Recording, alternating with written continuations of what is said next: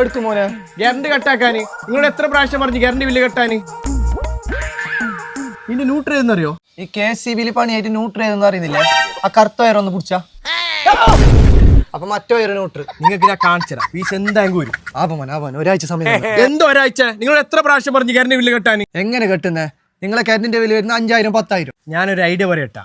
നിങ്ങൾ ഒരു സോളാർ വെച്ചാളല്ല അതിന്റെ സർവീസും കാര്യങ്ങളും കിട്ടാണ്ട് പെട്ടിട്ടില്ല. അതിനെന്നെ പറയുന്നത് സോളാർ വെക്കുന്നെങ്കിൽ സീതാങ്കോളിയുള്ള ഓർബിറ്റ് ടെക്നോളജി തന്നെ വെക്കണം. കാരണം ഒരു സോളാർ കമ്പനിയും കൊടുക്കാത്ത സർവീസ് 5 കൊല്ലത്തേക്ക് 10 ഫ്രീ സർവീസ്.